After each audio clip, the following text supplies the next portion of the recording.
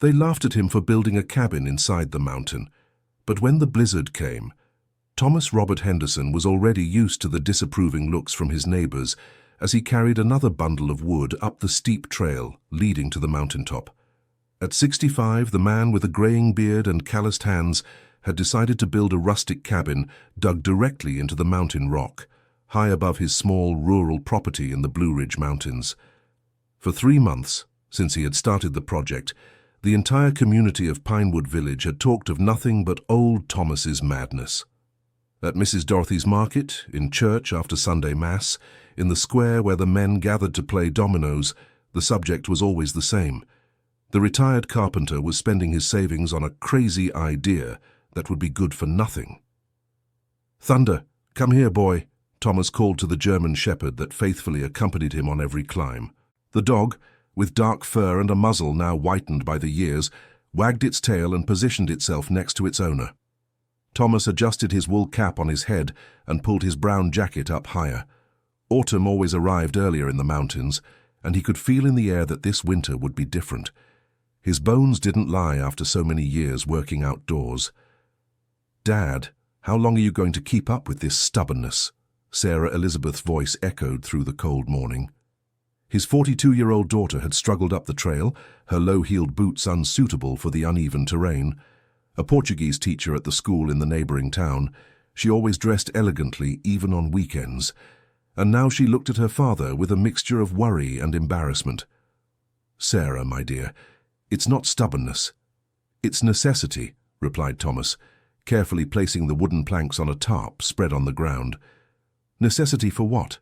You have a good house, you have your pension, you have everything you need. Why spend money on this out here in the middle of nowhere?"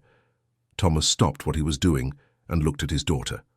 All his life, ever since Sarah was little, he had always explained his decisions patiently. Even when his wife Margaret had left him 15 years ago, taking half their assets and leaving behind only bitter criticism about his impossible dreams, Thomas had remained calm and kind. "Do you remember the stories your grandfather told about the winter of 1963?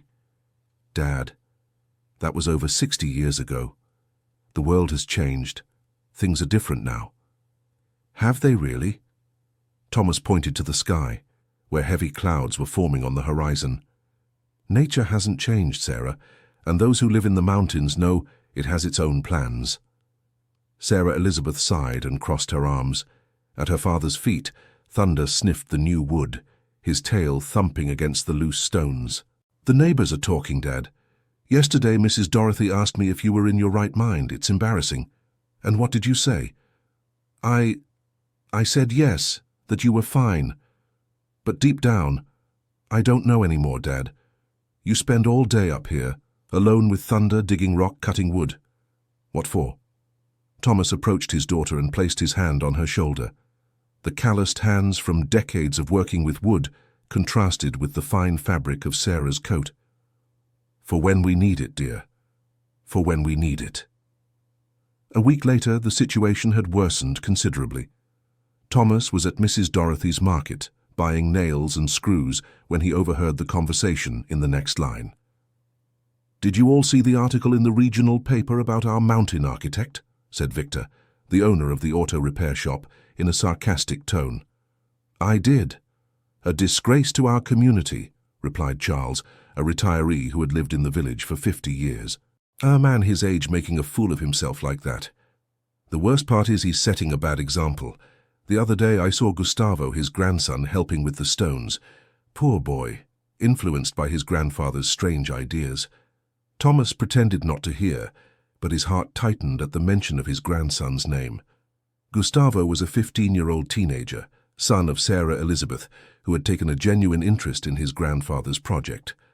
On recent weekends, the young man had gone up the mountain to help, carrying tools and learning basic construction techniques. "I'm sorry, Mr. Thomas," said Mrs. Dorothy when it was her turn at the counter, "but I have to ask, are you sure you're all right in the head? Because this story about building a house on the rock is worrying everyone." Thomas paid for his groceries in silence and left the store, followed by the curious stares of other customers. Thunder waited patiently outside, lying in the shade. On the walk back home, Thomas reflected on the comments. He had known those people since childhood. He had grown up in the same village, studied at the same school, married in the same church. His parents and grandparents were respected in the community. He himself had built half the houses in the region during his 40 years of carpentry. But now, at 65, when he had finally decided to use all his experience and knowledge to create something truly important, everyone treated him as if he were a senile old man. Arriving home, Thomas found an unpleasant surprise waiting in the living room. Margaret, his ex-wife, was sitting on the sofa talking animatedly with Sarah Elizabeth. Beside her, a man Thomas didn't know was drinking coffee from one of the porcelain cups that once belonged to the couple. "Hi, Thomas," said Margaret, without getting up. At 58, she maintained her usual well-kept appearance, hair dyed an artificial blonde and expensive clothes. "This is Stephen, my husband." The man stood up and extended his hand. Tall, well-groomed hair, an expensive watch on his wrist. Thomas guessed he must be about 50. "Pleasure, Thomas. I'm a civil engineer. Margaret told me about your mountain project."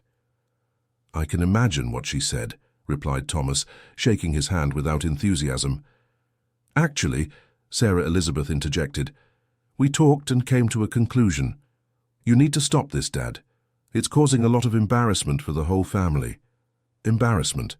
Thomas," said Margaret, using the same condescending tone from 15 years ago, "you've always been stubborn, but this is beyond the pale.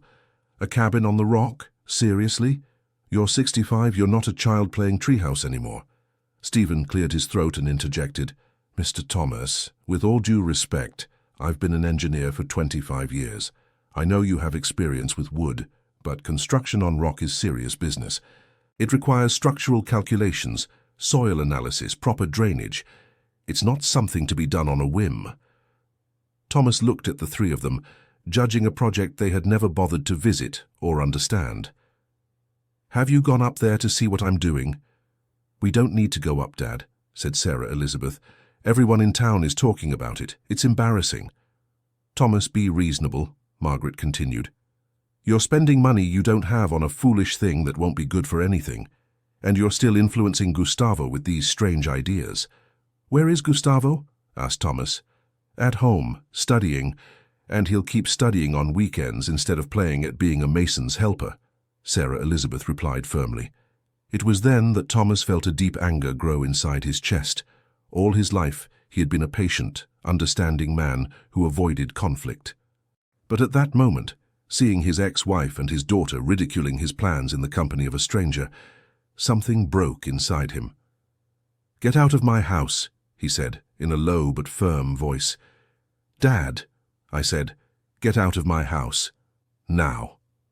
Margaret stood up indignantly, adjusting her purse on her shoulder. "You haven't changed a bit, Thomas. Still the same proud, stubborn man you've always been. No wonder that." "No wonder what, Margaret? You can say it. No wonder you left me. Feel free to speak your mind in front of your daughter and your new husband." "Thomas, let's not fight in front of Sarah," said Stephen, trying to calm things down. "Stephen, you seem like a good person, but this conversation isn't yours. Margaret, you abandoned this family 15 years ago because you thought my dreams were too small. Now you come back here saying they're too big. Sarah, you are my daughter and I love you, but I won't let anyone decide for me how I should live my final years." Silence filled the room. Thunder, who was lying in the corner, perked up his ears, sensing the tension in the air. "Your final years, Dad?" asked Sarah Elizabeth with a choked voice. "Yes, daughter. At 65, how many do I have left? 10? 15 if I'm lucky? Am I going to spend all that time listening to what others think I should do?" Sarah Elizabeth began to cry. Margaret shook her head, exasperated. "Thomas, you're being dramatic. No one is trying to control your life. We just want you to be reasonable." "Reasonable according to whom? According to you all who've never spent a harsh winter in the mountains? Who've never seen what happens when nature decides to show its strength?" "Dad, that's just your imagination.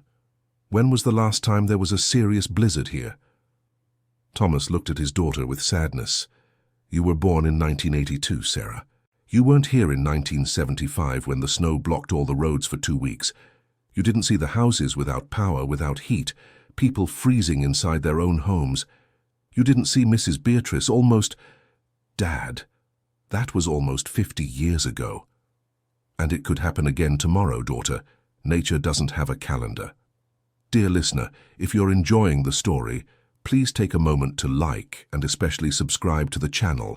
It really helps us who are just starting out. Now continuing. After Margaret, Stephen, and Sarah Elizabeth left, Thomas was alone with Thunder. The dog approached and rested his head on his owner's legs, as he always did when he sensed Thomas was sad.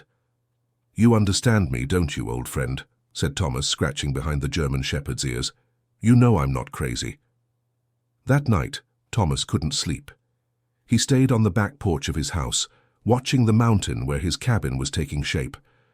The full moon illuminated the bare rock, creating mysterious shadows on the slope.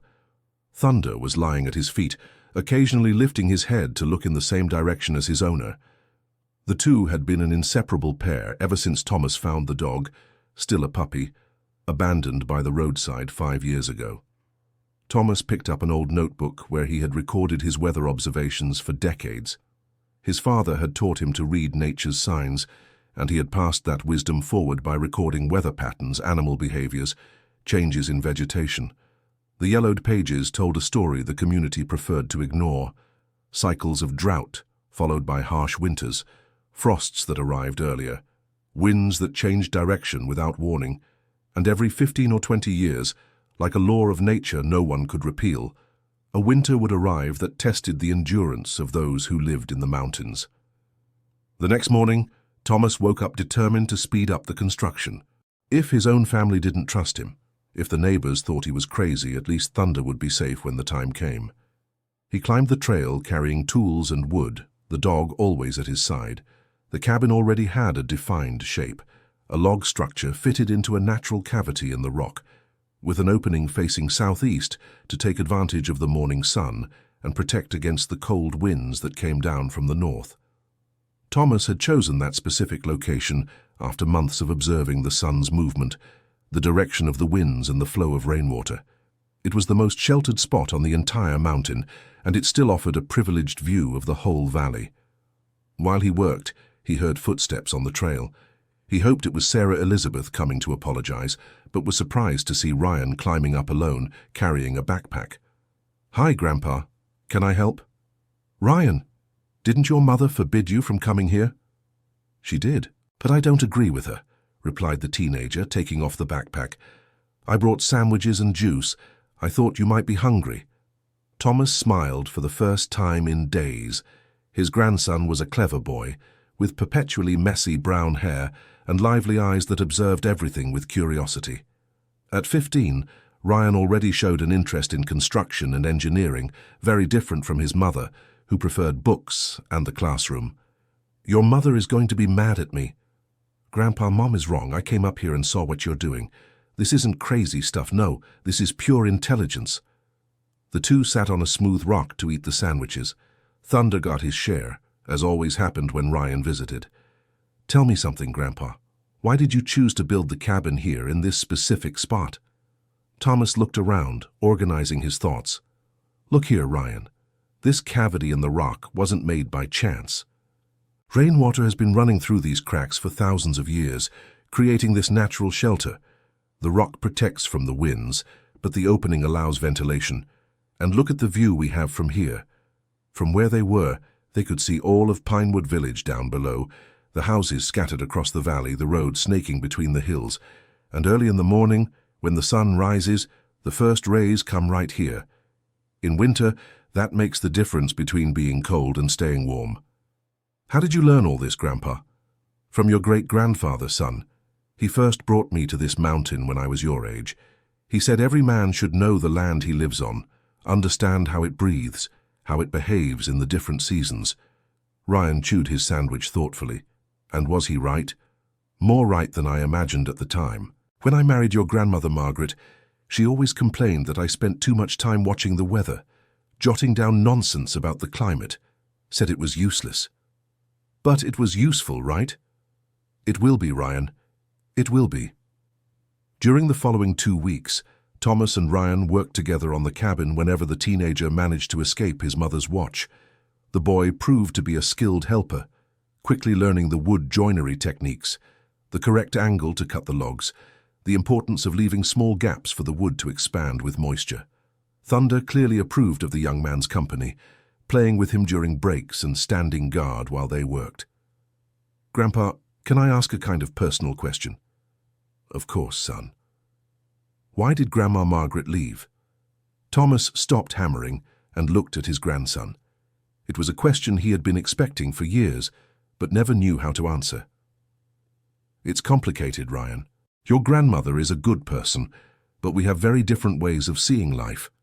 "Different how?" "She always wanted things I couldn't give.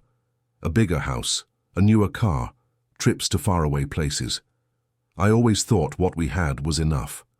And now, with her new husband? Now she has everything she ever wanted, and I hope she's happy." "Do you still like her, Grandpa?" Thomas smiled.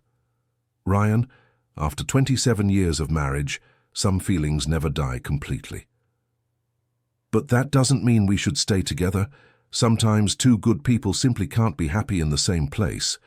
Is that why you never got another girlfriend?" "No, son. I didn't find another partner because I discovered I enjoy my own company, and Thunder's company, and now yours too."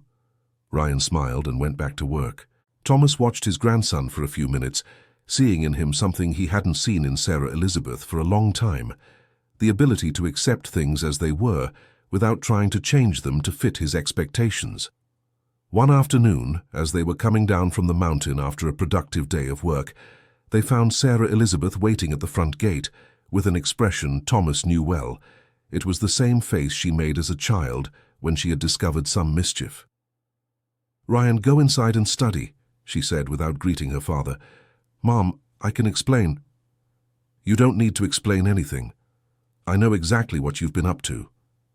Ryan looked at his grandfather with an apologetic expression and went inside. Sarah Elizabeth waited for him to disappear before she began to speak. "Dad, I forbade Ryan from coming here, and you disrespected my authority. Sarah, the boy is 15. He's not a child anymore. He is my son, and as long as he lives in my house, he will obey my rules." Thomas sighed. His daughter had inherited her mother's stubbornness, but unfortunately, she hadn't inherited his patience. "And what are your rules for Ryan?" "Study, prepare for college entrance exams, do something useful with his life, not play house on the mountain with his grandfather." "Play house? That's what it is, isn't it? An expensive, time-consuming game to occupy your free time." Thomas looked at his daughter with sadness. All his life, he had tried to teach her and his late older son the values he had learned from his own father: respect for nature, the importance of preparation, the value of manual work. But Sarah had always been an urban child at heart, interested in books and theories, disconnected from the land where she was born. "Sarah, do you remember when you were little, and I taught you to plant beans in the garden?" "I remember, and I also remember I was always more interested in books than in planting. And there's nothing wrong with that. You became an excellent teacher, you have a job you love, you're raising your son with dignity. I'm proud of you." "Then why can't you understand that I only want the same for Ryan?" "Because I'm trying to teach my grandson something you never wanted to learn, that there is knowledge that isn't in books, and that this knowledge can make the difference between life and between being prepared or not when nature decides to test our resilience." Sarah Elizabeth crossed her arms, a stance she had kept since childhood when she was determined not to change her mind. "Dad, you're projecting your fears onto my son. The world has changed. We have heating, electricity, telephones, the internet. We don't live like our grandparents did anymore. And if all of that fails at the same time, it won't fail, Dad. How can you be so sure? Because we live in the 21st century, not the 18th.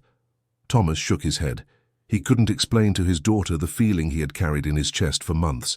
It wasn't fear or paranoia, it was knowledge, the same kind of knowledge that makes animals prepare before storms, that makes trees thicken their bark before a harsh winter.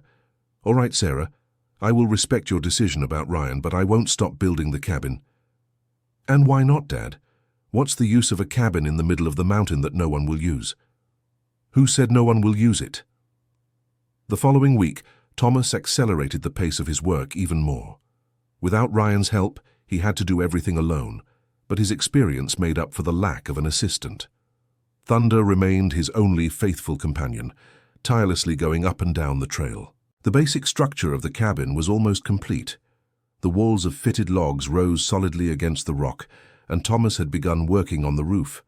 It was the most delicate part of the construction, because it needed to support the weight of the snow without giving way, but also allow the heat from the internal fire to escape properly. It was during these days of solitary work that Thomas began to notice subtle changes in the behavior of the region's animals. The squirrels were collecting more nuts than usual. The migratory birds had already left 2 weeks earlier than usual, and Thunder, always alert, was more restless, waking during the night to sniff the air.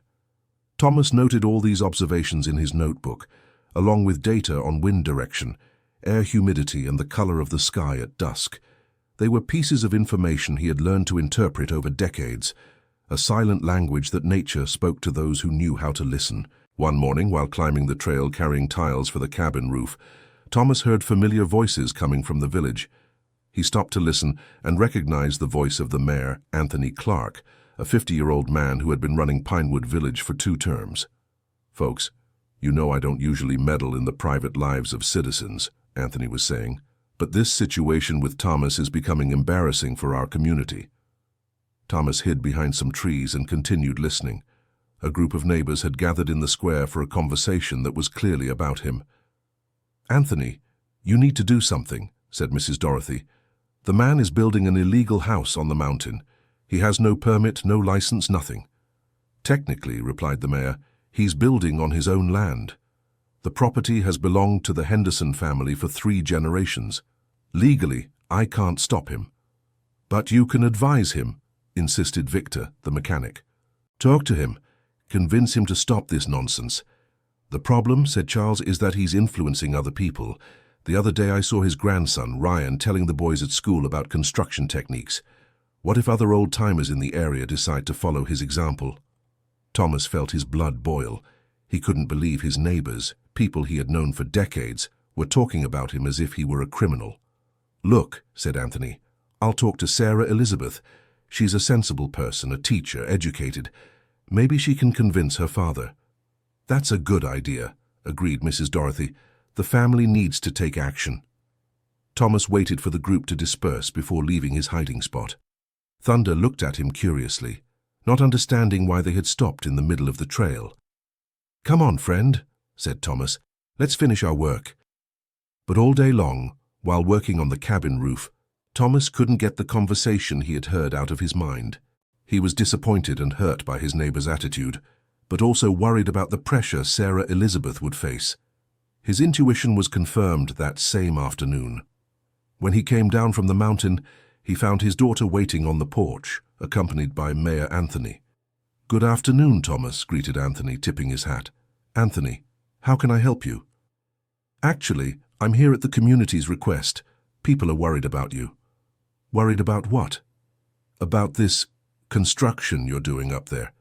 Thomas looked at his daughter, who avoided his gaze. "What's the problem with my construction?"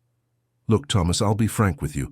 People think you're, how can I put it, going through a difficult time. And this idea of building a cabin on the mountain is causing talk." "What kind of talk?" "Some people think you might be having mental problems, and they want to know if it wouldn't be better for you to seek medical help." Thomas felt as if he had been punched in the stomach. He looked at Sarah Elizabeth, who finally raised her eyes. "Dad, I didn't tell Anthony that I agree with this, but I admit I'm worried. You've been acting strangely lately." "Strangely how?" "Spending the whole day alone on the mountain, talking to yourself." "I talk to Thunder." "Dad, Thunder is a dog." "So what? He understands me better than a lot of people out there." Anthony cleared his throat, clearly uncomfortable. "Thomas, no one is saying you're crazy, but people are wondering if this obsession with the cabin isn't a sign that you need company. Maybe it's time to consider going to a place where you have more social contact." "A place like what?" "Well, there's that retirement residence in Highland Valley. It's a very nice place with activities, other people your age. Thomas looked alternately at the mayor and his daughter.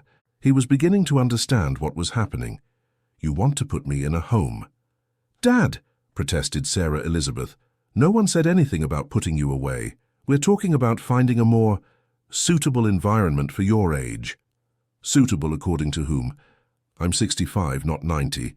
I have my house, my retirement, my health. Why can't I build what I want on my own land?" Anthony tried a more diplomatic approach. "Thomas, you have every right to build whatever you want, but you need to understand that your attitude is causing discomfort in the community. People don't understand why a man your age wants to live isolated on the mountain." "Who said I want to live isolated?" "Then what's the cabin for?" asked Sarah Elizabeth. Thomas took a deep breath.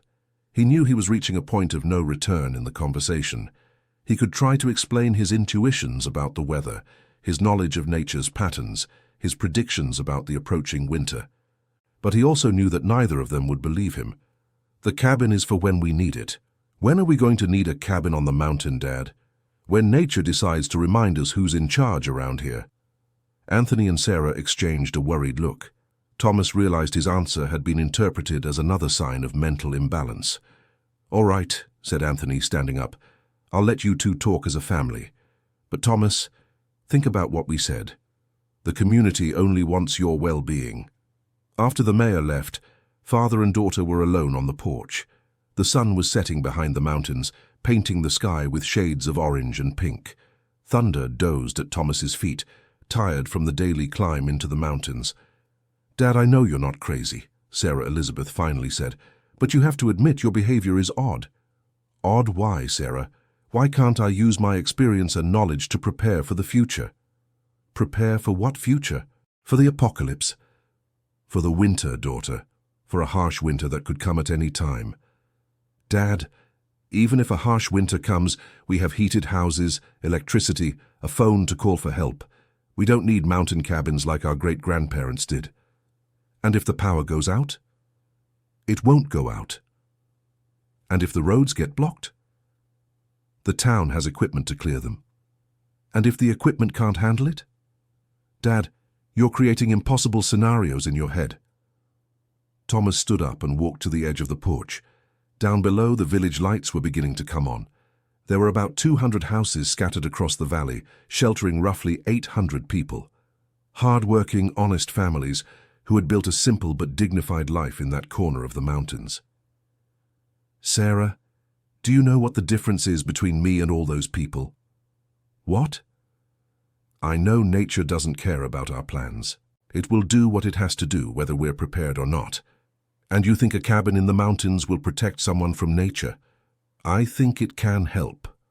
Sarah Elizabeth sighed and moved closer to her father. "Dad, I'm going to make a deal with you.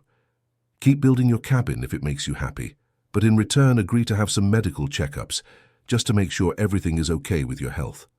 "What kind of checkups?" "Normal clinical exams, and maybe a talk with a psychologist." Thomas thought about the proposal. He knew he didn't have any mental problems, so the exams wouldn't detect anything, and if it calmed his daughter and the neighbors, maybe it would be worth it. "All right, but on one condition. Ryan can come back to help me on the weekends." "Dad, it's my condition, Sarah. All or nothing." The daughter hesitated, clearly torn between wanting to keep her son away from his grandfather's project and the need to convince her father to get the exams. "All right," she finally said, "but only after you've had the exams and talked to the psychologist." Dear listener, if you're enjoying the story, please take a moment to like and especially subscribe to the channel. It really helps us who are just starting out, now continuing. The following week, Thomas underwent a battery of tests at the hospital in the neighboring town. Blood tests, chest X-ray, electrocardiogram, reflex test, motor coordination assessment. All the results came back normal for a 65-year-old man who had always taken care of his health. The psychologist was a more interesting experience. Dr. Michael was a 40-year-old man, specializing in geriatrics, who practiced at a private clinic. "Mr. Thomas, I'll be direct with you. Your daughter is worried because she thinks your obsession with this cabin might be a sign of some mental disorder. And what do you think? So far, talking with you, I don't see signs of any disorder. You are lucid, oriented in time and space, have excellent memory, preserved logical reasoning. But I'd like to better understand your motivations for building this cabin." Thomas told the psychologist about his meteorological observations, his notes on weather patterns, his concerns about a possible harsh winter. He also talked about the community pressure, the family's lack of understanding, the isolation he was feeling. "Mr. Thomas, may I ask a personal question? Do you feel lonely?" "I miss being understood," Thomas answered after thinking. "It's not exactly loneliness, because I have Thunder and sometimes Ryan, but I miss having people around me who understand my concerns." "And if your predictions about the winter are wrong, how would you feel?" "Relieved. I'd rather be wrong and prepared than right and unprepared." Dr. Michael made some notes and smiled. "Mr. Thomas, I'll be frank with you. I don't see any sign of mental disorder in your behavior. You are building a cabin on your own land using knowledge acquired over decades. That's planning, not madness." "Then why do people think I'm crazy?" "Because people are afraid of what they don't understand, and also because we live in a society that no longer values certain kinds of practical knowledge. Your knowledge about weather and construction doesn't have a diploma to prove it, so people tend to distrust it. Do you think I should continue with the construction?" "I think you should do what you think is right, but I also think it would be good to explain your motivations better to your family and neighbors. Sometimes communication resolves misunderstandings." Thomas returned home with a medical report attesting to his mental and physical sanity. Sarah Elizabeth read the document with relief, but still showed reservations. "All right, Dad. You can keep your cabin. And Ryan can help you on weekends as agreed." "Thank you, daughter. But I have a condition too. I want to see this cabin. I want to go up there and see for myself what you're building." Thomas was surprised. During all those months, no family member had shown any real interest in visiting the construction site. "When do you want to go? How about tomorrow?" On Saturday morning, Thomas, Sarah Elizabeth and Ryan went up the trail together for the first time. Thunder ran ahead, clearly happy to have the whole family together. Sarah Elizabeth struggled on the path, not being used to hiking on steep terrain, but insisted on continuing. When they reached the construction site, Thomas watched his daughter's expression closely. Sarah looked around, examining the nearly finished cabin, the panoramic view of the valley, the natural protection offered by the rock. "Wow," she finally said. "It's very different from what I imagined." "How so?" "I thought it was an ordinary cabin, like one from a Western movie. I didn't know it was fitted into the rock like this." Ryan, who hadn't been to the mountain in 2 weeks, was impressed with the progress. "Grandpa, you did all this by yourself?" "Most of it. I still need to finish the roof and do the interior work." Sarah Elizabeth entered the cabin and looked around. The space was larger than it seemed from outside, about 40 square meters divided into 2 areas, a main room with a fireplace and a smaller area that could serve as storage or a bedroom. "It's well built," she admitted, "much more solid than I thought." "Thank you." "Dad, can I ask a question without you getting offended?" "Go ahead." "What exactly do you intend to use this cabin for?" Thomas sat on a log that served as a bench and looked through the opening that gave a view of the valley. He knew the time had come to be completely honest with his daughter. "Sarah, for 45 years I've worked with wood. I built half the houses in this region, and all those years I've observed the weather, the patterns of rain, wind, and temperatures. I learned to read the signs nature gives." "What signs?" "The behavior of animals, the direction of the winds, the color of the sky, the humidity in the air. 1,000 small details that, together, tell a story about what's to come." "And what are those signs saying now?" "That this winter will be different, harsher than normal, and that it might last longer too." Sarah Elizabeth exchanged a look with Ryan, who was listening intently. "Dad, even if there's a harsh winter, why would we need a cabin in the mountains? Aren't our houses enough?" "They might be, but what if they're not? What if the power goes out for weeks? What if the roads become impassable? What if the heating systems fail?" "Do you really believe that could happen?" It has happened before, Sarah, in 1963, 1975, 1988. Every 20 or 25 years, the mountains go through a winter that tests the limits of our preparedness. Ryan approached his grandfather. Grandpa, do you think this winter will be like those you mentioned? I think it could be, Ryan. And if it is, we'd better be prepared. Sarah Elizabeth walked to the cabin entrance and looked down at the valley below.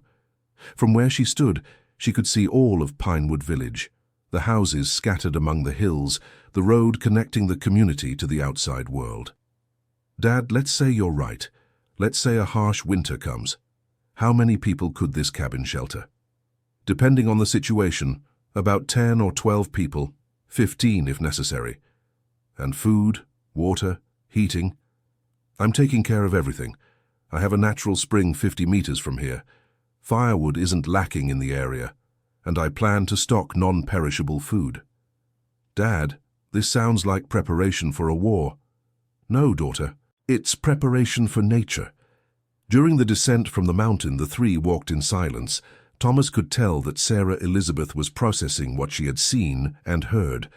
Ryan, on the other hand, seemed even more interested in his grandfather's project. Mom, said the teenager when they got home, I think Grandpa is right. Right about what? About being prepared. Even if he's exaggerating, what's the problem with being ready? Sarah Elizabeth sighed.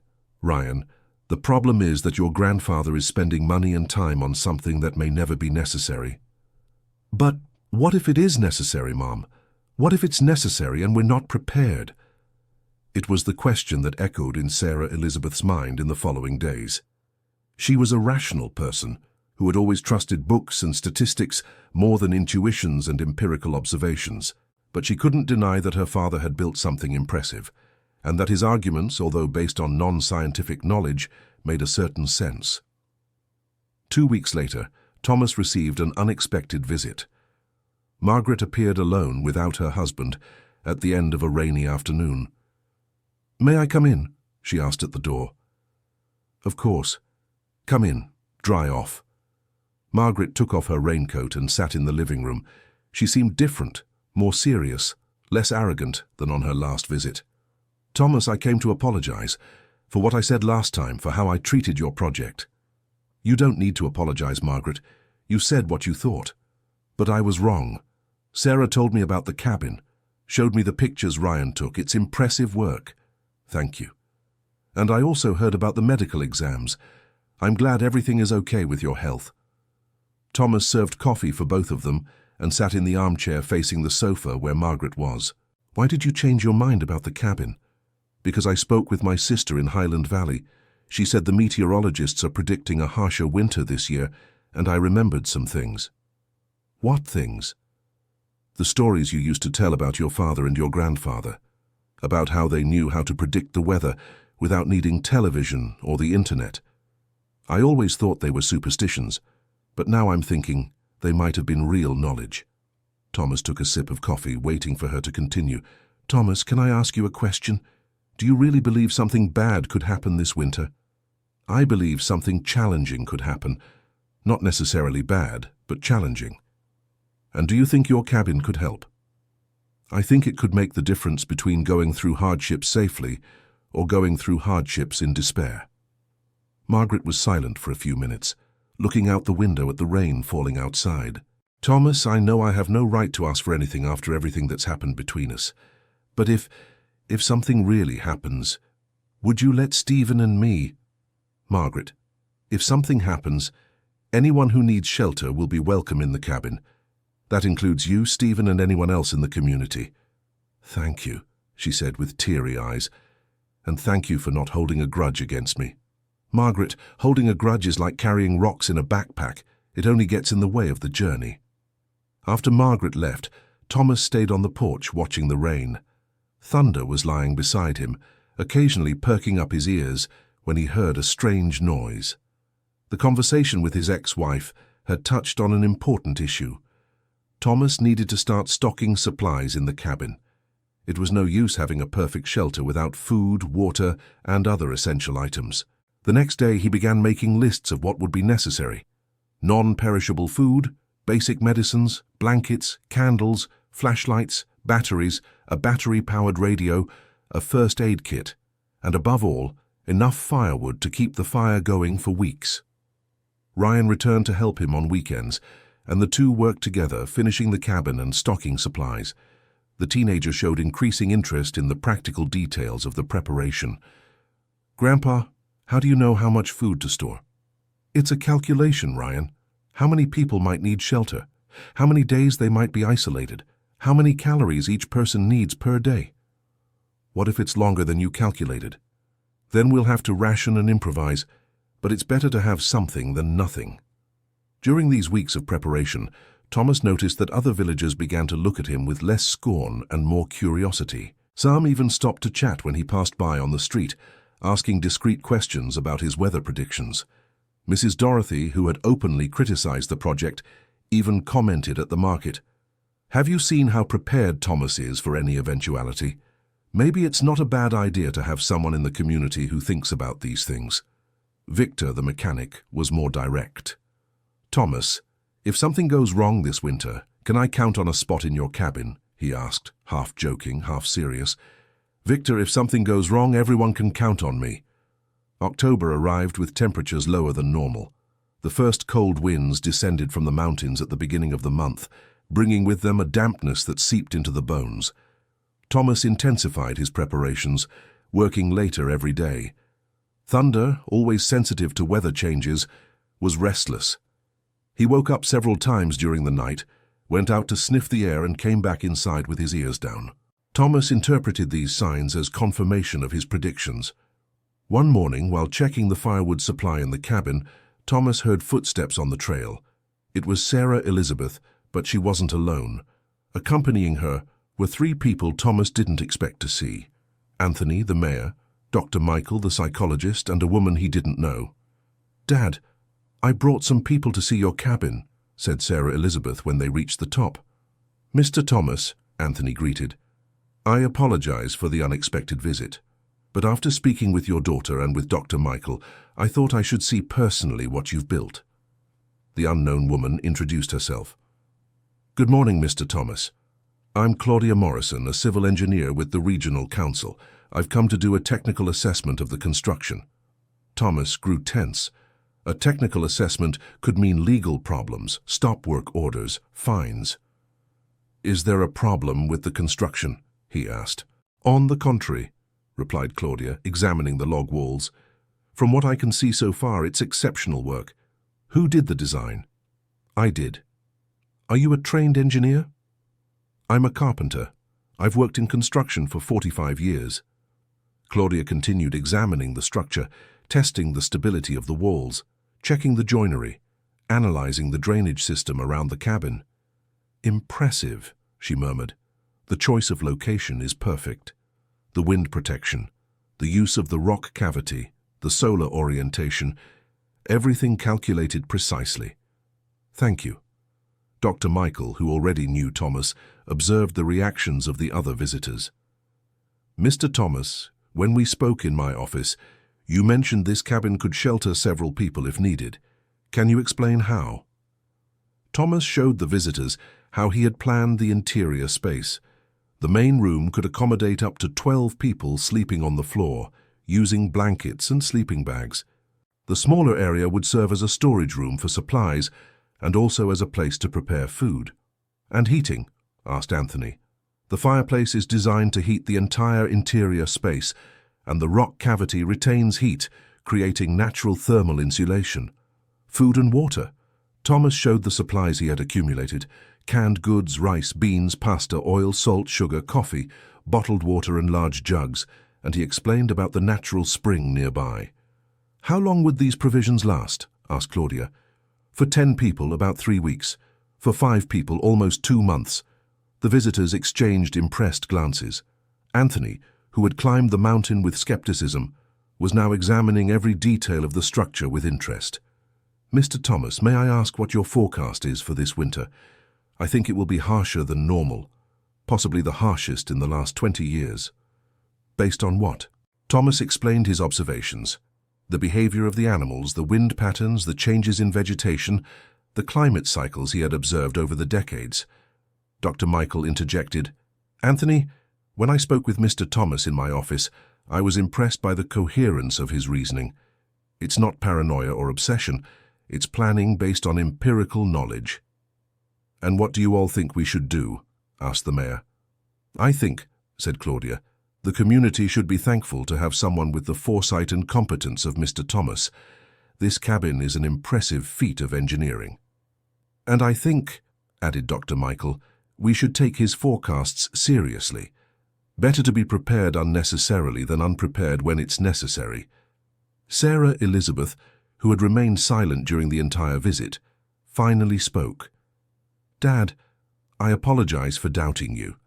Now I understand it wasn't stubbornness or eccentricity, it was wisdom." Thomas smiled and hugged his daughter. "No need to apologize, Sarah. You were protecting your family from what seemed like a dangerous obsession. Any mother would do the same." When the visitors descended the mountain, Thomas was left alone with Thunder in the cabin. For the first time in months he felt validated and understood, but he also knew the true test of his preparation was still to come. November brought the first concrete signs that the winter would indeed be exceptional. The temperature dropped drastically in the second week of the month, and the first frosts arrived nearly a month early. The television meteorologists began talking about an unusual polar air mass approaching the southeastern United States. Thomas intensified his preparations even further. He tested the cabin's heating system, checked that all the cracks were sealed, organized the supplies more efficiently. Ryan helped him whenever he could, and the teenager had become a competent assistant. "Grandpa, do you really think you'll need to use the cabin?" "I hope not, Ryan, but if we do, I want it to be perfect. What if a lot of people want to take shelter here? Then we'll welcome everyone who fits. Even the people who criticized you." Thomas stopped what he was doing and looked seriously at his grandson. "Ryan, when a person is in danger, it doesn't matter what they said or did before. What matters is that they need help. Even Mrs. Dorothy, even Mr. Victor. Especially them. They've been my neighbors for decades. They may have criticized me, but they're good people at heart." The teenager absorbed the lesson in silence. Thomas realized his grandson was learning more than construction techniques during those months working on the cabin. At the end of November, the first worrying news arrived in the regional papers. A polar air mass of unusual intensity was forming in the south of North America. Meteorologists predicted it would reach the southeastern United States in early December, bringing temperatures well below the historical average. In Pinewood Village, people began preparing for a harsher winter. Some residents bought extra heaters, others stocked up on firewood. Many made small repairs to their homes to improve thermal insulation. But it was Anthony, the mayor, who took the most important initiative. He called a meeting in the village's central square to discuss the necessary measures. "Folks," said Anthony to the small gathered crowd, "you know that Thomas Henderson has spent the last few months preparing for a harsh winter. Many of you criticized him, myself included, but after talking with experts and seeing the work he did firsthand, I think we should take his predictions seriously." A murmur went through the crowd. Thomas was present, accompanied by Sarah Elizabeth and Ryan, but remained silent. "What are you proposing, Anthony?" asked Mrs. Dorothy. "I'm proposing we organize an emergency plan for the community, and that we use Thomas's experience to help us." "What kind of plan?" wanted to know Victor. Anthony looked at Thomas, who nodded, giving him permission to continue. "Thomas built a cabin in the mountains that could serve as an emergency shelter. But besides that, he has knowledge about how to prepare for extreme situations. I think we should listen to what he has to say." All eyes turned to Thomas, who felt a little uncomfortable being the center of attention. "Thomas, what do you think we should do?" asked Charles. Thomas cleared his throat and spoke loudly enough for everyone to hear. "First, each family should have at least a week's worth of supplies at home. Food, water, medicine, extra blankets. Second, everyone should check their heating systems and have reserve firewood or fuel. Third, it would be good to organize neighborhood groups to help each other. And if it's worse than we expect?" asked a woman Thomas didn't know well. "If it's worse than we expect, the cabin I built in the mountains can emergency shelter a few families. But I hope it won't be necessary." Mrs. Dorothy, who for months had publicly criticized Thomas, approached him. Thomas, I apologize for speaking ill of your project. I didn't understand at the time, but now I see you were right. Mrs. Dorothy, you don't need to apologize. You were worried about the community just like I was. And if something bad really happens, can we count on your help? You could always count on me, Mrs. Dorothy. Always. The meeting ended with the creation of an emergency committee coordinated by the mayor and with Thomas as a technical consultant. The goal was to organize the community to face a possible harsh winter. During the following days, Thomas helped several families prepare. He taught simple thermal insulation techniques, advised on food storage, gave tips on how to keep houses warm with less energy. Ryan accompanied him on many of these visits, absorbing practical knowledge he didn't learn in school. The teenager was becoming a bridge between his grandfather's traditional knowledge and the community's younger generation. "Grandpa," said Ryan one afternoon as they returned from a visit to Victor's family, "now I understand why you built the cabin." "Why, my boy?" "Because you weren't just thinking about yourself, you were thinking about everyone." Thomas stopped on the trail and looked at his grandson. At 65, he was discovering that his greatest work wasn't the cabin in the mountains, but the education of that boy. "Ryan, do you know the most important thing I've learned in my whole life?" "No, Grandpa." "That no one survives alone. No matter how well prepared a person is, if their community isn't well, they won't be either. Is that why you're helping everyone now?" "That's why I've always tried to help everyone, son." The difference is that now they're willing to accept help. December arrived with an unusual cold for that time of year. The temperatures, which normally ranged between 59 and 68 degrees during the day, didn't rise above 50 degrees, even under the strong sun. At night, the thermometers showed temperatures close to freezing. The first official weather warnings were issued in the second week of the month. A polar air mass of exceptional intensity was approaching the southeastern United States, with an expected arrival between December 18th and 20th. Temperatures could drop to 23 degrees or lower in the mountainous regions.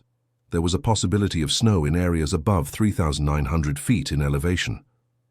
Pinewood Village, located at 3,570 feet, was right on the edge of the risk zone.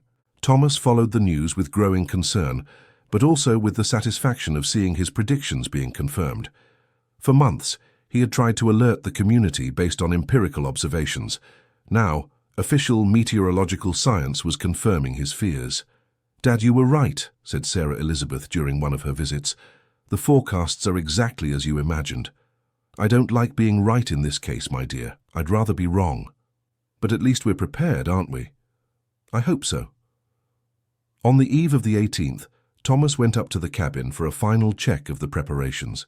He found everything in order, enough firewood for several weeks, stocked food, clean and dry blankets, a complete first aid kit, flashlights with extra batteries.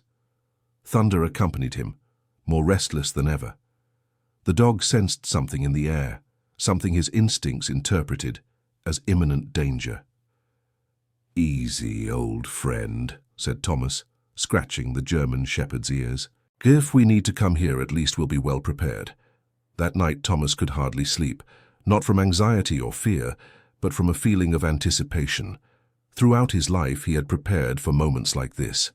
Now, finally, he would discover if his knowledge and intuition were correct. Around 3 in the morning, thunder began to bark softly, a guttural sound Thomas knew well. It was the warning that something was changing in the environment. Thomas got up and went to the window. Outside, tiny flakes were beginning to fall from the dark sky. It was snowing in the Blue Ridge Mountains. Dear listener, if you're enjoying the story, please take a moment to like and especially subscribe to the channel. It really helps us who are just starting out. Now continuing. The first snowflakes were small and scattered, more like an icy drizzle than a proper snowstorm. But Thomas knew that was just the beginning. For years he had observed weather patterns, and he recognized the signs of a storm that was still forming. At 5 in the morning, when he normally woke up, Thomas found a thin layer of snow covering his yard. Thunder went out to sniff the novelty, but quickly came back inside, shivering from the cold. The phone rang early. It was Sarah Elizabeth, clearly worried. "Dad, it's snowing here too. I've never seen this before." Calm down, my dear. It's just the beginning. The beginning? Will it get worse? Most likely, yes. How are the preparations at your house? I have food for a week, firewood for the fireplace, extra blankets. Ryan is excited about the snow, but I'm worried. Pay attention to the warnings on the radio and television, and anything at all, call me. Okay, Dad. Thomas turned on the radio to follow the weather news. The anchors spoke with unusual gravity about the exceptional climatic situation developing in the southeastern region. The temperature in Chicago had dropped to 36 degrees overnight. In Highland Valley, the thermometer read 27 degrees, and the forecasts indicated the worst was yet to come. Around 9 in the morning, Thomas received an unexpected visit. Anthony, the mayor, arrived accompanied by 2 men Thomas didn't know. "Thomas, I need to speak with you," said Anthony, clearly worried. "These are representatives from the Regional Civil Defense. They came to guide our community on emergency procedures." The men introduced themselves as Daniel and Michael, both with experience in natural disaster situations. "Mr. Thomas," said Daniel, "the mayor told us about your cabin in the mountains and your knowledge of the weather. We would like to speak with you." "Of course, please come in." The 4 of them sat in the living room, while Thunder observed the strangers attentively. "Mr. Thomas," continued Michael, "weather forecasts indicate this could be the worst blizzard in the region in the last 50 years. We need to organize emergency shelters for the population. And you think my cabin could serve as one of those shelters?" "Exactly.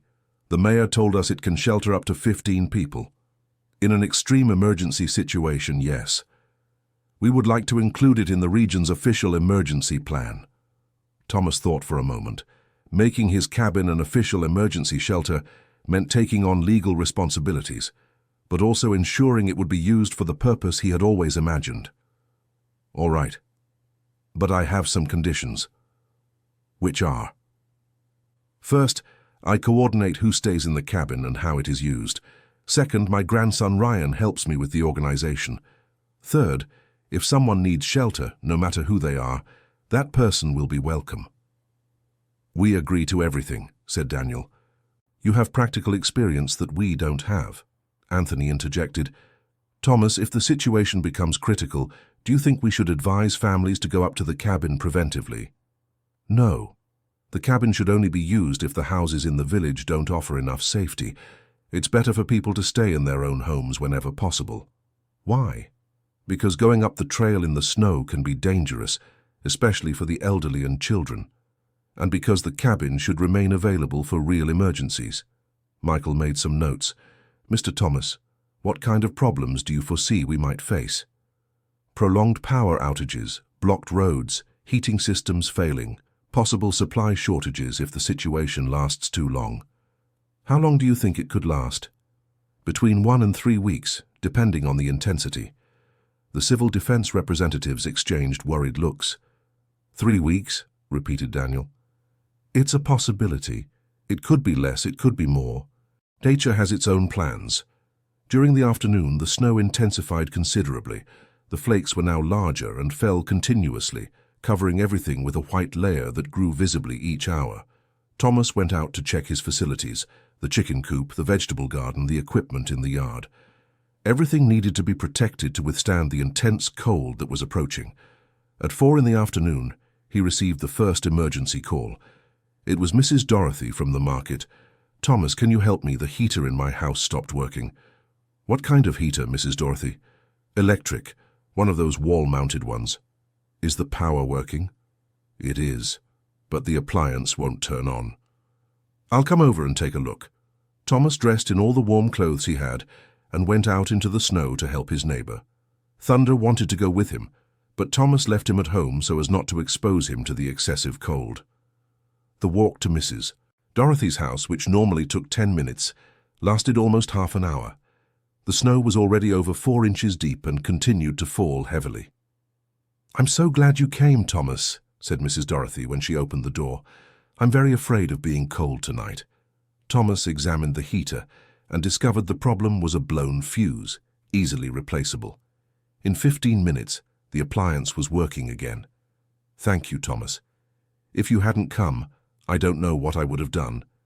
Mrs. Dorothy, do you have enough food at home? For about 3 days, I think. And if we need more time? More time how? If the snow keeps falling, and we're isolated for a week or more. Mrs. Dorothy seemed frightened by the possibility. Do you think that could happen? It could. It's better to be prepared. But my stock at the little market is full. I can get what I need. And if you can't make it to the little market? The question made Mrs. Dorothy realize the gravity of the situation. She lived alone in a small house, 2 blocks from the little market she had managed for 30 years. Thomas, what do you think I should do? Tonight, don't leave the house for anything. Tomorrow morning, if the snow lets up, go to the little market and bring back enough food for at least 2 weeks. And if it doesn't let up, call me and I'll come get you. Thomas returned home in a snowstorm that intensified by the minute. The village streets, normally busy even at night, were deserted. Only the yellow lights from windows indicated there was life behind the closed curtains. At home, he found 3 messages on the answering machine. Victor had problems with the heating in his workshop. Charles's family was without electricity, and Sarah Elizabeth wanted to know if she should bring Ryan to his father's house. Thomas returned the calls in order of priority. First, Charles. Thomas, the power here at home went out an hour ago. Do you know what it could be? It could be a problem with the grid because of the weight of the snow on the lines. Do you have a flashlight? Yes, I do. And firewood for the fireplace? I have that too. Then keep the fire going through the night, and tomorrow we'll see what can be done about the power. And if the power doesn't come back? Charles, you have an excellent fireplace. If you know how to use it right, you can keep the house warm without electricity. Can you teach me? I can't leave the house now because of the snow, but tomorrow, if it's possible, I'll stop by to help. Next, he called Victor. Thomas, the heating in the workshop conked out. Do you understand these systems? I understand a bit. What kind of heating? Gas, industrial. It could be a problem with the thermostat or the gas supply itself. But Victor, you shouldn't be at the workshop at a time like this. It's just that I'm worried about the equipment. If the cold is too intense, it could damage some machines. Victor, machines we can fix or replace. People we can't. Go home and leave the workshop for tomorrow. But Thomas, go home, Victor. That's an order from someone older than you who's been through similar situations. Finally, he called Sarah Elizabeth. Dad, I think it's better to bring Ryan to your house. It's very cold here and the heating isn't keeping up. How's the situation there? Snow up to the window, power flickering, and Ryan is absolutely thrilled with all of it. If the power is working and you have firewood, it's better to stay right there. The trail up here must be dangerous with this snow. Are you sure? I am. But keep in touch. If there's any problem, any at all, call me immediately. All right, Dad. Thomas spent the rest of the night monitoring the situation through the radio and making small adjustments to his house to face the intense cold. He put extra blankets over Thunder's doghouse, checked that all the windows were well sealed, organized enough firewood to keep the fire going all night. At 2 in the morning, he woke to the sound of something falling in the backyard. It was a large tree branch, which couldn't support the weight of the accumulated snow. Thomas went out to check the damage and was impressed by what he saw. The snow was already over 1/2 meter deep. It fell so densely that he could barely see the neighbor's house 50 meters away, and the cold was as intense as he had ever felt before in the region. He went back inside and turned on the radio. The news was worrying. Several towns in the mountains were isolated due to the snow. Roads blocked, power outages, communication systems failing in some places. In Highland Valley, the temperature had reached 8 degrees. In St. Benedict Valley, the accumulated snow was over 60 centimeters, and the forecasts indicated the storm would last at least another 48 hours. Thomas made a very strong coffee and sat in the kitchen to think. He knew his cabin would soon be needed. It was only a matter of time before some families in the village began to have serious problems with heating or supplies. At 6 in the morning, the phone rang. It was Anthony. Thomas, we have an emergency. Mark's family, down at the end of Cemetery Road, is in serious trouble. What kind of trouble? Their house has been without heat since last night. There are 2 small children, one 2 years old and the other 4. Claudia, Mark's wife, is desperate. Did they try to come to the village center? They tried, but the trail to their house is impassable. The snow is over a meter deep in some spots. What about our cabin in the mountains? That's also hard to access, but you know the way better. Thomas looked out the window. The snow continued to fall, but less intensely than during the night. Anthony, organize a group of people to help. We need to get that family to a safe place. How many people? 4 or 5 strong men, and bring ropes, flashlights, extra blankets. Where are we taking them? To my house, initially. Then we'll see if we need to go up to the cabin. An hour later, Thomas was in front of a group of 6 men, all equipped with the best they had to face the snow. Victor was there, as was Charles, Anthony, and 3 other residents who volunteered to help. The walk to Mark's house was a dangerous adventure. In some places, the snow reached the men's waists. In others, small mounds almost 2 meters high had formed where the wind had piled up the flakes. When they arrived at the house, they found a family truly in an emergency situation.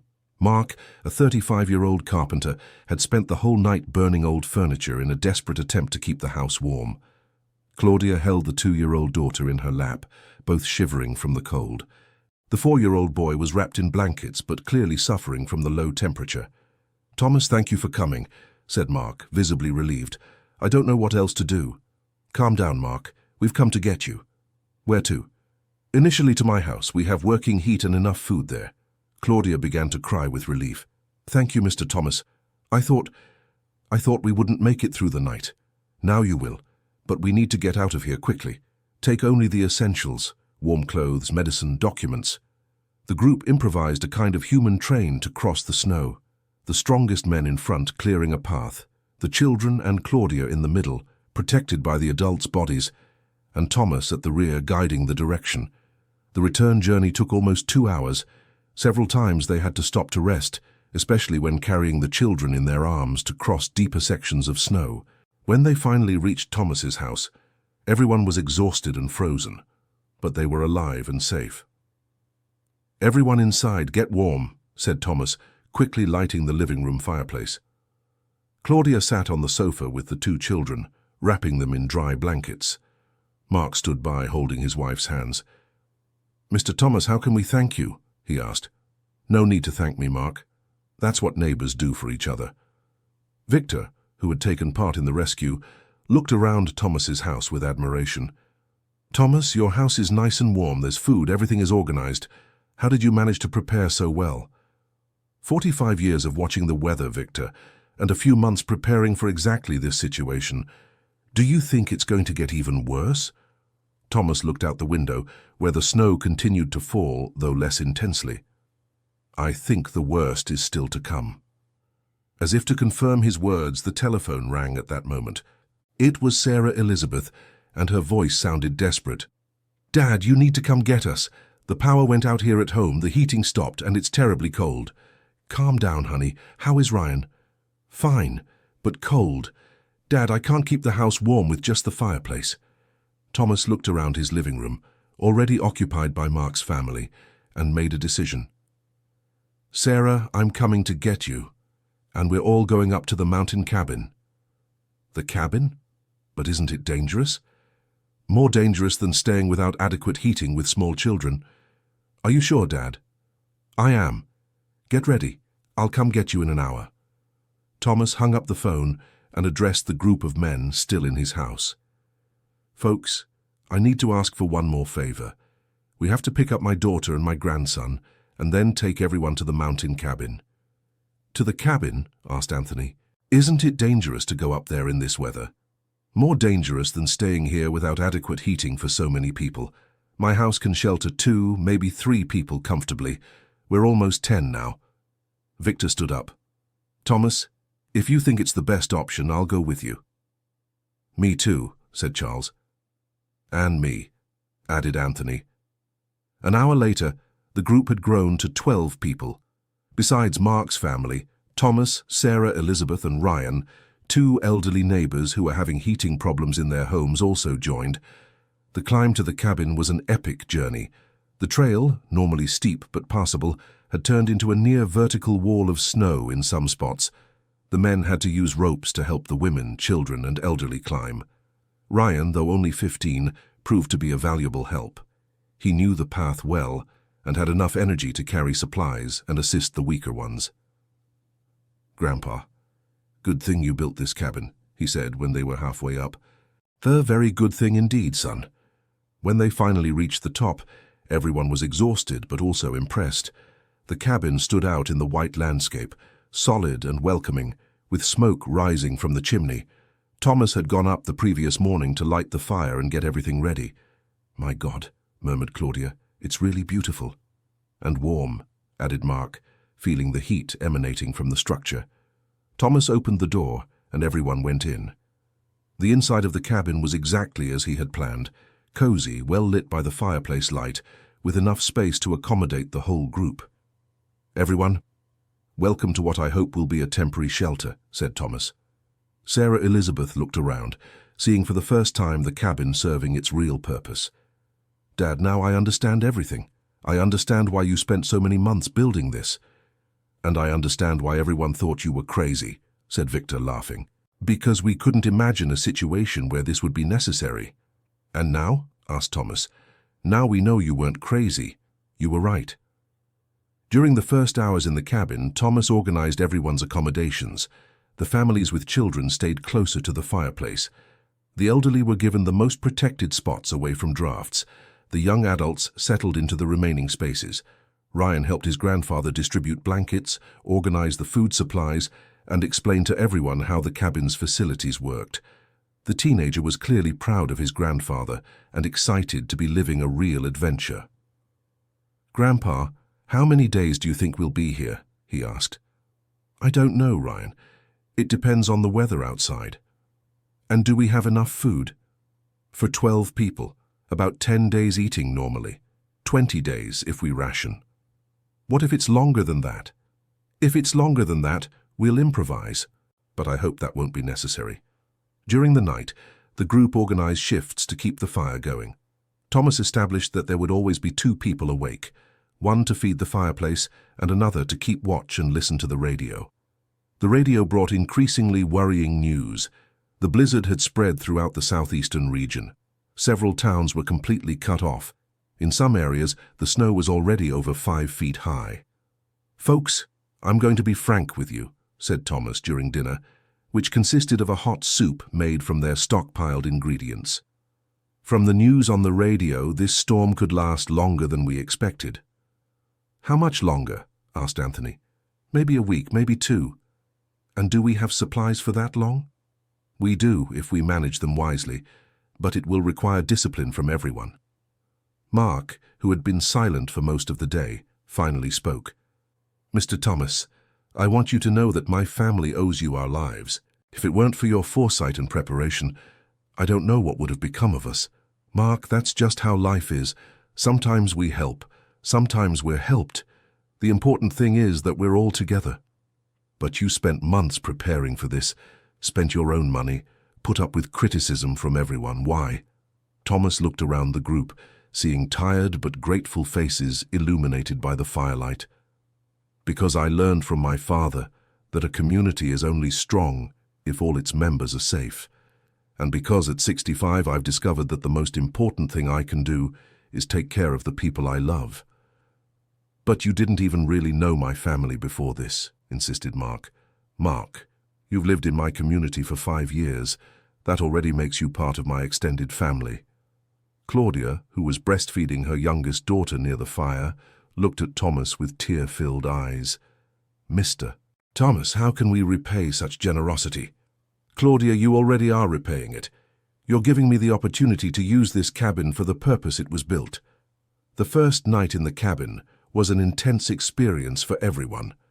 Some people had trouble sleeping, not because of the cold or discomfort, but due to the novelty of the situation.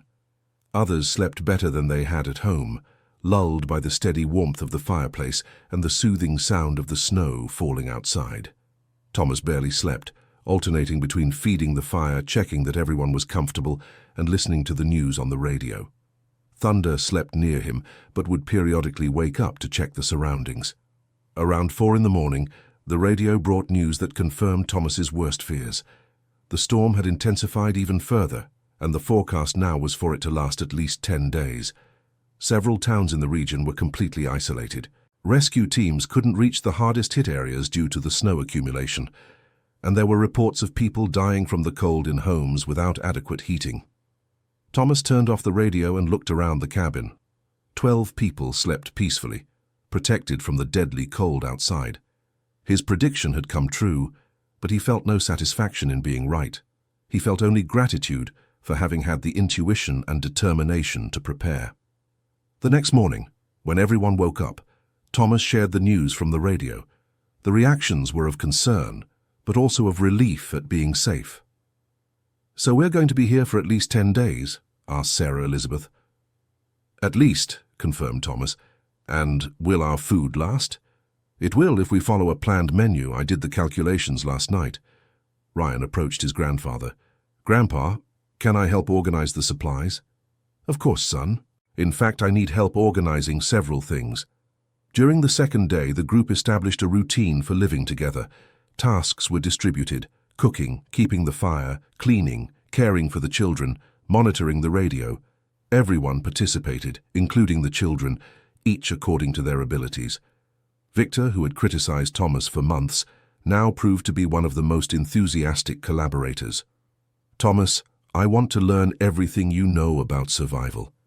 If we get out of this, I never want to be caught unprepared again." "Victor, it's not about survival. It's about foresight and preparation." "What's the difference?" "Survival is what you do when something bad has already happened. Foresight and preparation is what you do to prevent something bad from happening." "And how did you learn to predict these things?" "By observing, listening, paying attention to the details that most people ignore." In the following days, Thomas became a kind of informal teacher, imparting to the group practical knowledge he had acquired over the decades: how to read weather signs, how to conserve fuel, how to ration food without going hungry, how to keep morale high in difficult situations. Ryan absorbed every word, asking smart questions and writing down the answers in a notebook he had brought in his backpack. "Grandpa, do you think I should learn these things in school?" "You should, Ryan. But unfortunately, schools teach many important things, but forget to teach how to handle practical life situations." "When I grow up, I want to be like you." "No, son. When you grow up, be better than me. Use what I've learned, but go beyond." On the 5th day of confinement, an incident tested the nerves of the entire group. The radio batteries ran out, and they were left without news from the outside world. Some people began to despair, imagining catastrophic scenarios. It was then that Thomas demonstrated another essential quality of a leader: the ability to calm spirits and maintain hope. "Everyone, listen carefully," he said, gathering everyone around the fireplace. "Having no news doesn't mean things are worse, it just means we have no news." "But what if?" Claudia began. "Claudia, let's not feed the what if. Let's focus on what we know. We are safe, warm, fed, and together. The rest will resolve itself in due time." "How can you be so sure?" asked one of the elderly. "Because I've lived long enough to know that storms always pass. Some take longer, others less, but they all pass." On the 6th day, something happened that no one expected. They heard voices outside.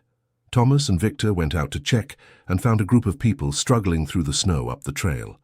There were 6 more villagers, including Mrs. Dorothy and 2 families with children who had managed to organize themselves to reach the cabin after their homes became uninhabitable. "Thomas!" shouted Mrs. Dorothy when she saw him. "Thank God we made it here." The group now numbered 18 people. The cabin became more cramped but still functional. Thomas reorganized the spaces and adjusted the food rationing to accommodate the new guests. "Mrs. Dorothy, how are things in the village?" asked Thomas. "Bad, Thomas. Very bad.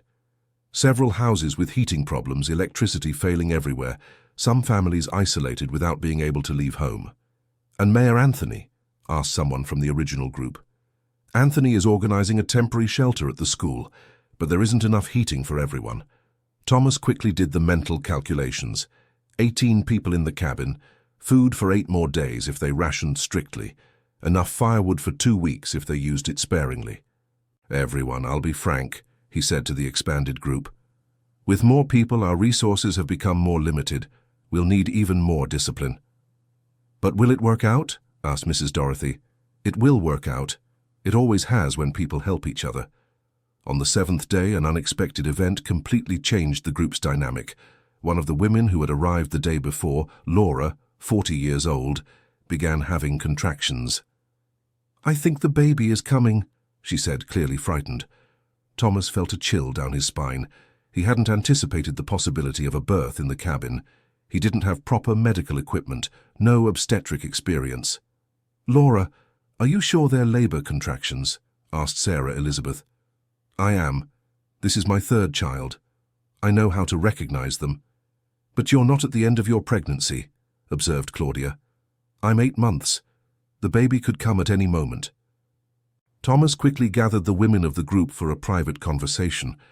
"Everyone, does anyone here have experience with childbirth?" "I witnessed the births of my 2 children," said Claudia, "but only as a mother, not as an assistant." "I was a nurse 20 years ago," said Mrs. Dorothy, "but I never delivered a baby alone." "And I read about it when I was pregnant with Ryan," added Sarah Elizabeth. Thomas took a deep breath. It wasn't the ideal situation, but it was the situation they had. "Then let's get organized. Mrs. Dorothy, you coordinate the delivery with Claudia and Sarah's help. I'll provide hot water, clean towels, and anything else you need." For the next 6 hours, the cabin transformed into an improvised hospital. The men organized a separate space for Laura, using blankets to create privacy. The women took turns assisting her, while Thomas coordinated logistics. Ryan, who had initially been frightened by the situation, became a valuable assistant, running to fetch everything needed and keeping the other children distracted.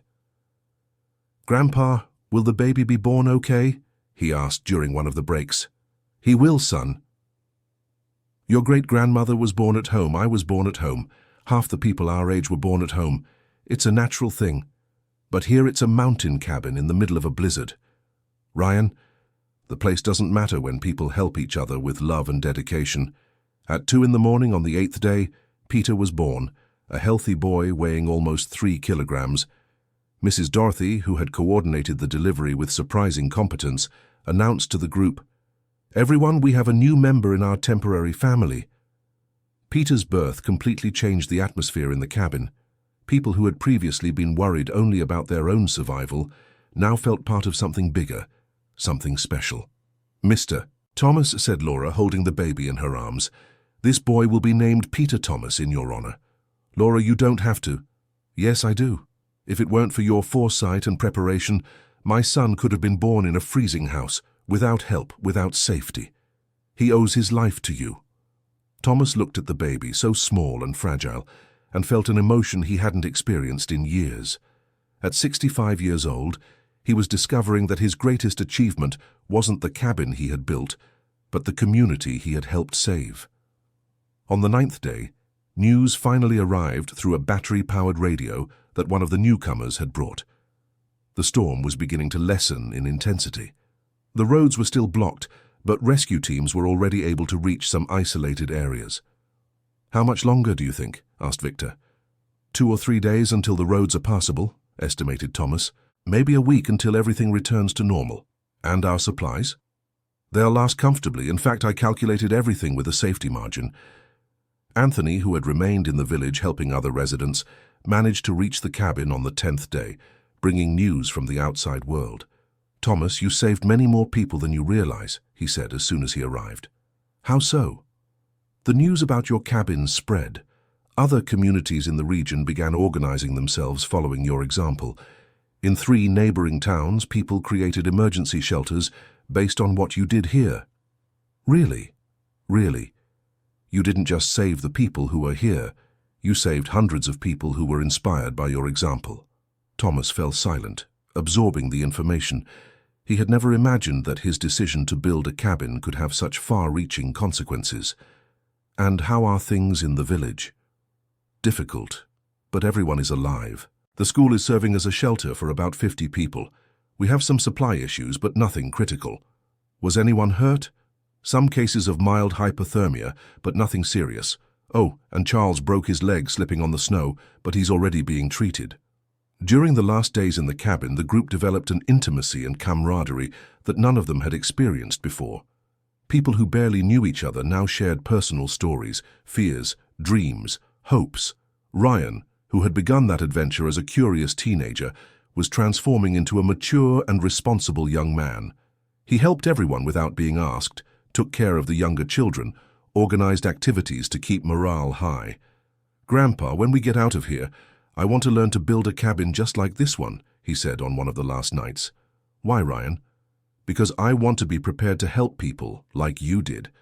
"Son, you don't need to build a cabin to help people. You can help in many different ways." "But I liked this way." "Then learn, but learn not just the construction techniques. Learn to observe, to predict, to prepare, to lead. Those are the most important skills." Sarah Elizabeth, who had spent months criticizing her father's project, now watched him with admiration and pride. "Dad, I want to apologize for not believing in you." "Daughter, you were protecting your family. There's nothing to forgive." "But I should have trusted your experience." "Sarah, trust is built with time and results. Now you have both time and results to trust me." On the 13th day, they heard the sound of engines outside. It was a rescue team from Civil Defense, which had managed to reach the mountain using special snow vehicles. "Everyone, the time has come," announced Thomas. "Our adventure is ending." The reactions were mixed. Everyone wanted to return to their homes and resume their normal lives, but they also knew they were leaving behind a unique and transformative experience. "Mr. Thomas," said Daniel from Civil Defense when he entered the cabin, "this operation will go down in the annals of our organization. You organized the most efficient emergency shelter we have ever seen." "Thank you. But the credit belongs to the whole group. It was everyone who made this work." "Even so, we would like to document everything that was done here. It could serve as a model for other communities." During the descent from the mountain, each person carried a portion of the cabin's supplies and equipment. Thomas was the last to leave, taking a final look at the place that had been home to 18 people for nearly 2 weeks. "Thank you," he said softly to the empty cabin. Thunder, who had been a perfect companion throughout the adventure, stood by his owner, also looking back before heading down the trail.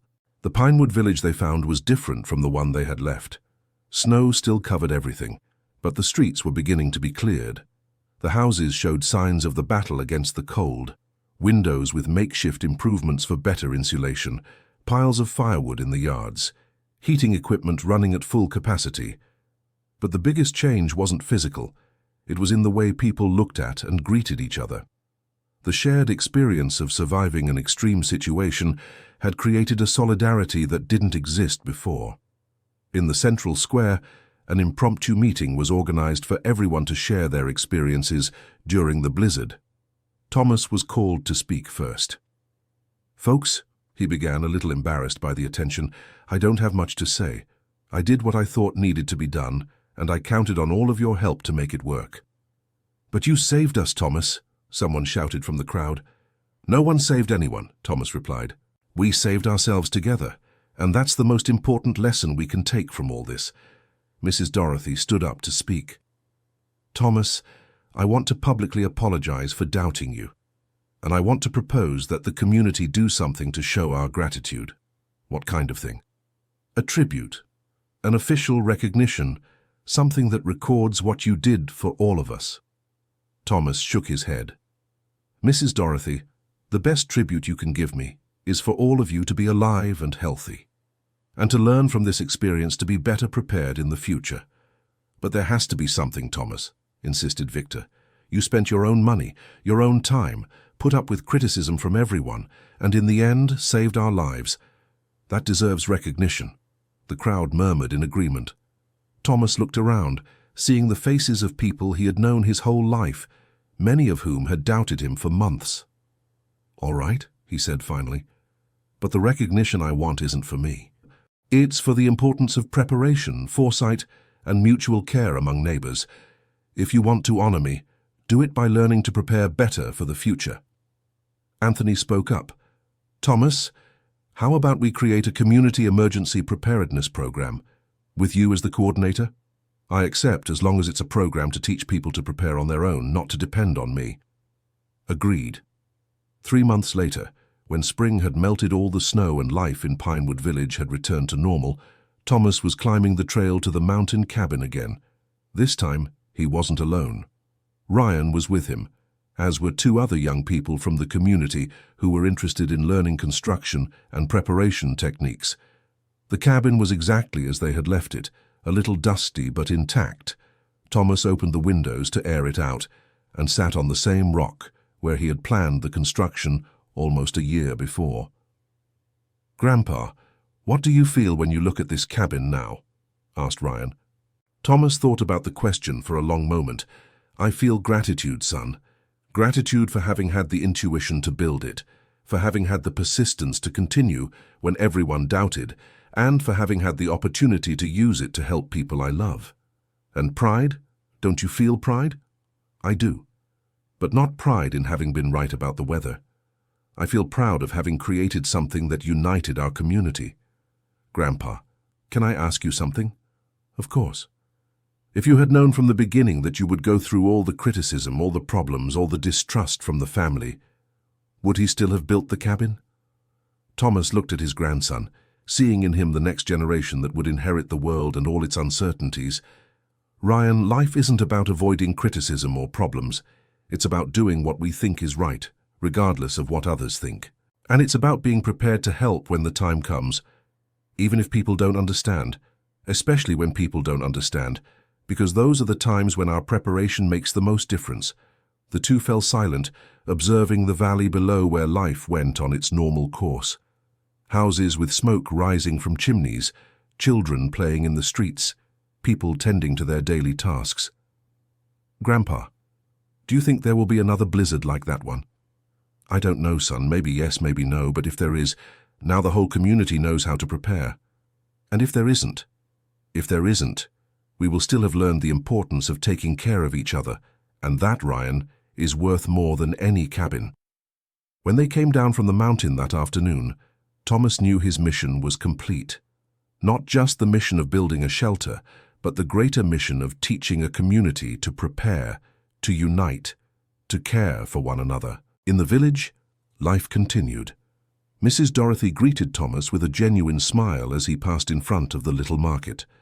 Victor waved from the workshop where he had returned to working with equipment that had been tested by the extreme cold and came out stronger. Sarah Elizabeth had resumed her classes at the school, but now included in the curriculum lessons on emergency preparedness and the importance of observing nature. It was her way of honoring what she had learned from her father. And Margaret, who had returned to living in the big city with her engineer husband, sent regular letters thanking Thomas for the lesson in humility she had received. "I learned that intelligence isn't just a diploma," she had written in her last letter. "It's knowing how to read the signs life gives us." 6 months after the Great Blizzard, a report from a national magazine arrived in Pinewood Village, wanting to document the community that prepared for disaster. The journalist, a young man from the capital, interviewed several people about the experience. "Mr. Thomas, how do you feel being called a national hero?" "I don't feel like a hero, young man. I feel just like an old man who paid attention to the signs nature gave and was lucky enough to be able to help his neighbors. But your story is inspiring other communities across the country. Don't you think that's important?" "I do. But I hope people don't just learn to build cabins. I hope they learn to prepare, to observe, to care for one another." "What was the hardest part of this whole experience?" Thomas thought about the question, remembering the months of criticism, the family's lack of understanding, the isolation he had felt. "The hardest part was keeping faith in my instincts when everyone thought I was wrong, but it was also the most important part, because it taught me that sometimes you need to do what you think is right, even when no one supports you. And the most rewarding, seeing people who barely knew each other caring for one another like family, seeing my grandson grow and mature during those days, seeing an entire community discover its own strength." Do you have any advice for other communities that want to prepare for emergencies? Start by observing. Observe the weather. Observe patterns. Observe each other. And remember that preparation isn't about being afraid of the future. It's about having enough love for the people around you to want to protect them. The report was published under the title, "The Man Who Saw What No One Else Saw." The story spread throughout the country, and Thomas began receiving letters from people everywhere, asking for advice on emergency preparedness. One of the letters that touched him the most came from a teacher in a small town in the southwest. "Mr. Thomas, I read your story and was impressed. Here in our region, we don't have snowstorms, but we have prolonged droughts that can be equally devastating. You inspired me to start a project similar to yours, adapted to our reality. Thank you for showing that one person can make a difference in the life of an entire community." Another letter came from an engineer from Chicago. "Mr. Thomas, I've had a degree in civil engineering for 15 years and always thought I knew everything about construction. Your story humbled and taught me. I'm organizing a group of volunteer professionals to help rural communities prepare for emergencies. Can we count on your advice?"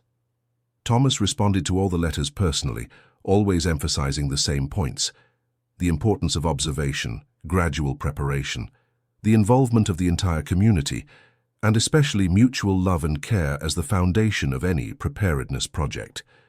1 year after the Great Snowstorm, Pinewood Village organized a party to celebrate the anniversary of the week that changed everything. The party was in the central square, with music, typical regional food, and many stories being told and retold. Thomas was at the party, surrounded by friends and neighbors, when Ryan approached with a question he had held for months. "Grandpa, can I ask something very personal?" "Of course, son." "During those months you were building the cabin and everyone was criticizing. Did you ever doubt yourself?" Thomas looked at his grandson, now 16 and much more mature than most boys his age. "Ryan, there were nights I lay awake wondering if I wasn't just a stubborn old man wasting money and time, especially when your mother and grandmother were against the project." "And what made you keep going?" "One thing I learned from my father: it's better to be prepared unnecessarily than unprepared when necessary, and a deep intuition that something was about to happen." "Intuition or knowledge?" "Both, son. Knowledge told me that weather patterns indicated the possibility of a harsh winter. Intuition told me it was better to prepare for the worst possible scenario." "And if nothing had happened?" "If nothing had happened, I would have a nice cabin in the mountains where I could spend weekends with the family. It wouldn't be a waste." "But what about the criticism and the problems with the family? Ryan, people criticize what they don't understand. It's natural.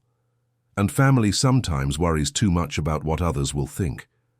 But in the end, what matters is doing what you think is right. Even when it's difficult. Especially when it's difficult." During the party, several people approached Thomas to thank him once again, to tell how the experience had changed their lives, to ask for advice about similar projects. Peter Thomas, the baby who had been born in the cabin, now 1 year old, was crawling around the party under the loving gazes of the entire community. Laura, his mother, had moved permanently to the village, saying she wanted her son to grow up in a community where people took care of each other. "Mr. Thomas," she said, holding the boy in her arms, "I want you to know that my son will grow up hearing the story of how you saved our lives, and I want him to learn to be a prepared and generous person like you. Laura, teach him that the most important thing isn't being prepared to help others. It's being willing to accept help when you need it." "How so?"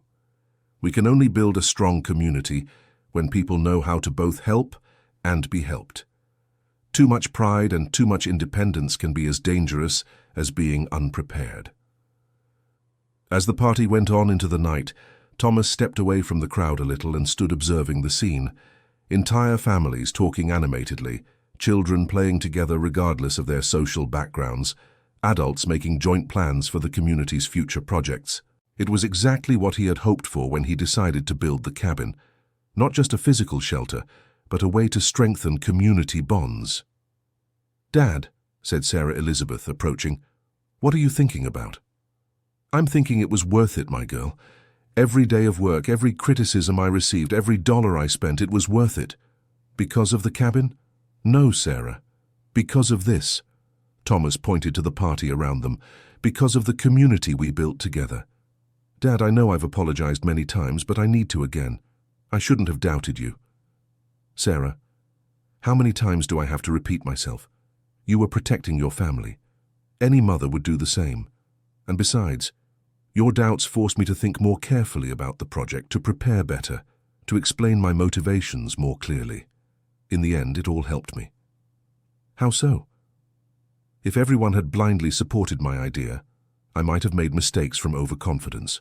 Having to explain and justify every decision made me more careful and more precise. So our criticisms helped? They did, not in a direct way, but they helped. Margaret, who had come especially from the city to join the party, approached the two. Thomas, may I interrupt? Of course, Margaret. I want to say something to you both, father and daughter.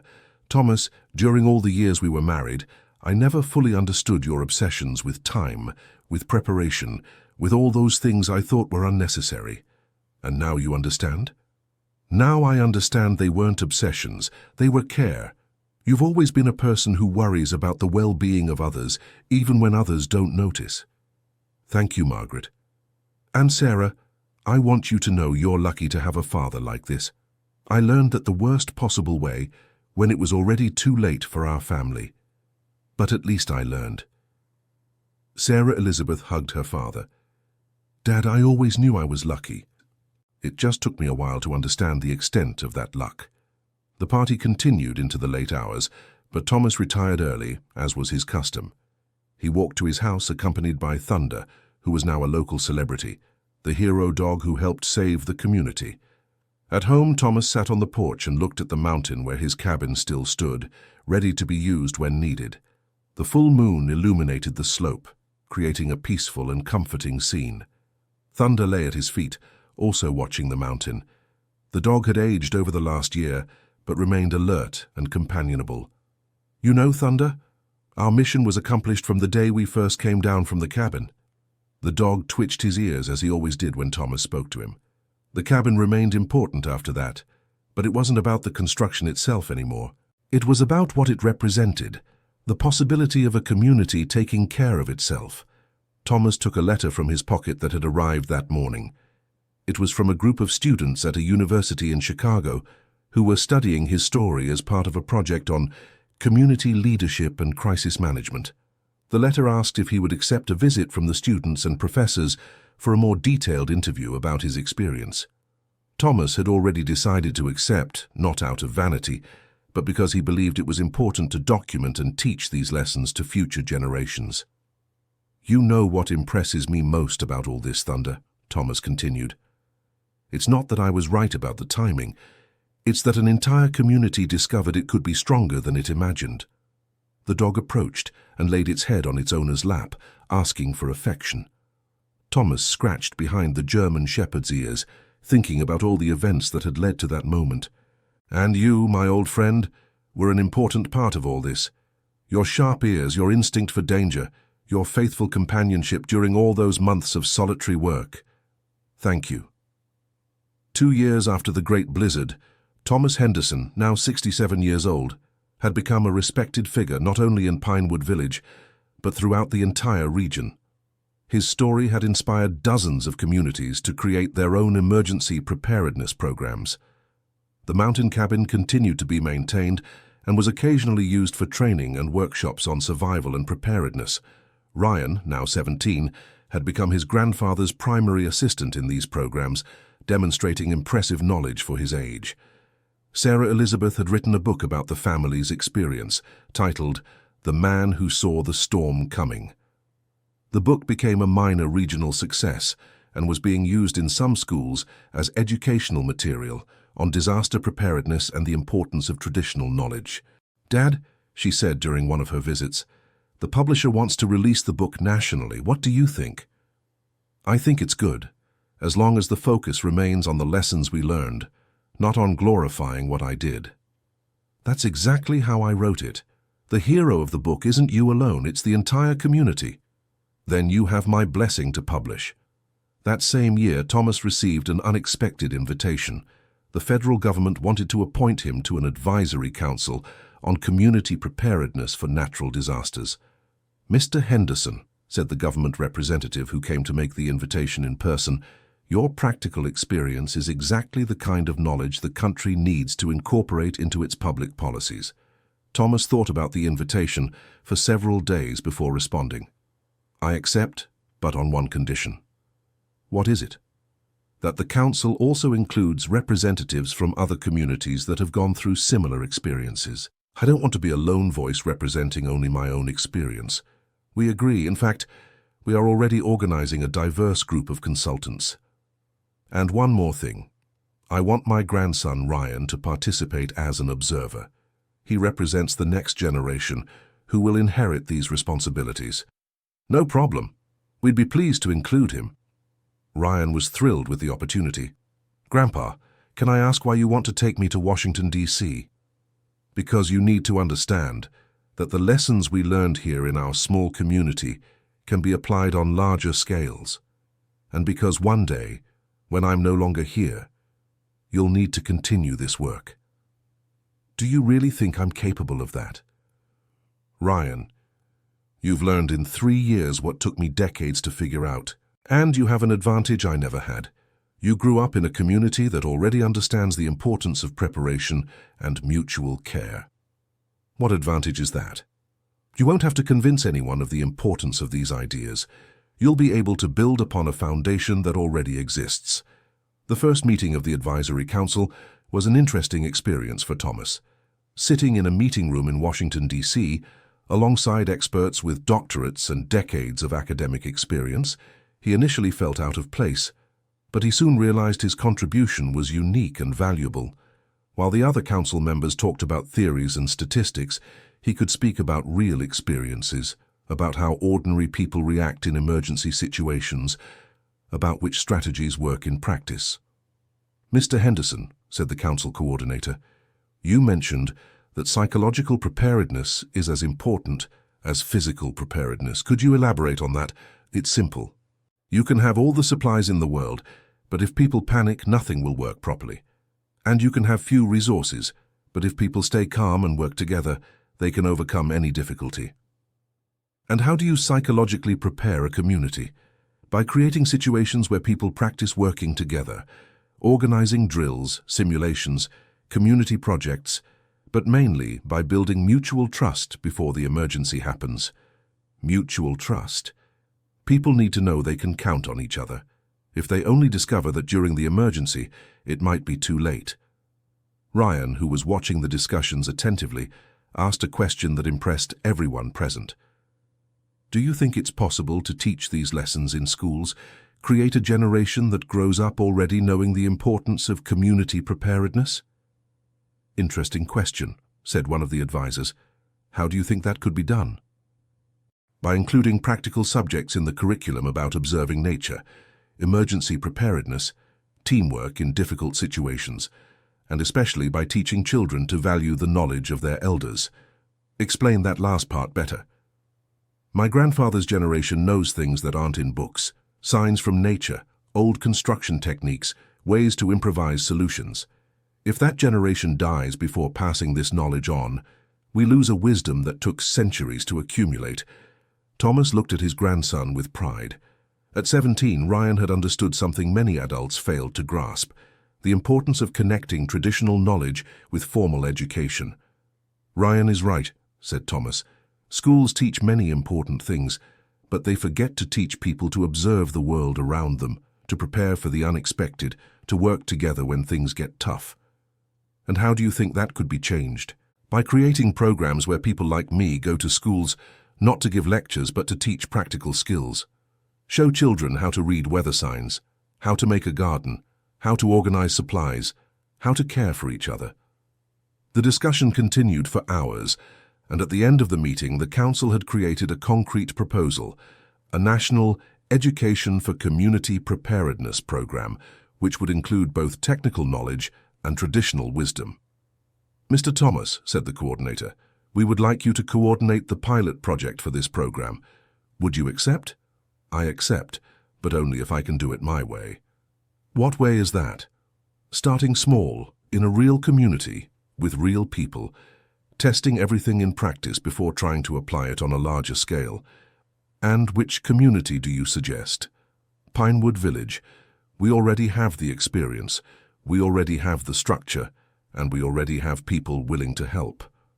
3 months later, Pinewood Village officially became a model community in emergency preparedness.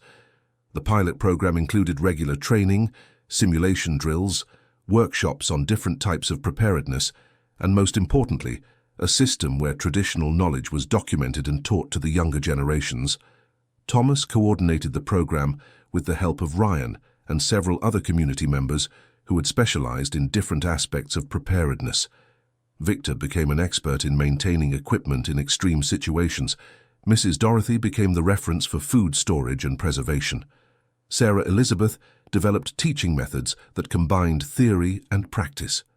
"Grandpa," said Ryan one day as they returned from another workshop, "do you think we're overdoing it with all this preparation?" "Why do you ask that?" "Because sometimes I wonder if we're not creating a paranoid community, afraid of everything that could go wrong." Thomas stopped on the trail and looked seriously at his grandson.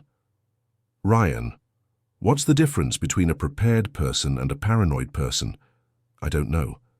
A prepared person prepares for specific and realistic problems, but continues living normally until those problems arrive. A paranoid person lives in constant fear of problems that may never happen. And what are we? We are prepared people. We have our cabin in the mountains. We have our supplies. We have our plans. But we also have our normal lives, our jobs, our fun, our relationships. That's true. Preparation is meant to give us peace of mind, Ryan, not to give us fear. When you know you're prepared for the most likely problems, you can live with more lightness and joy." 2 years after the pilot program began, the results were impressive. Pinewood Village had become a national reference in community preparedness, receiving visits from representatives of dozens of other communities who wanted to replicate the experience. But the most important result wasn't the external recognition.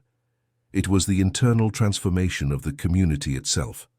People had developed a confidence and a solidarity that went far beyond emergency preparedness.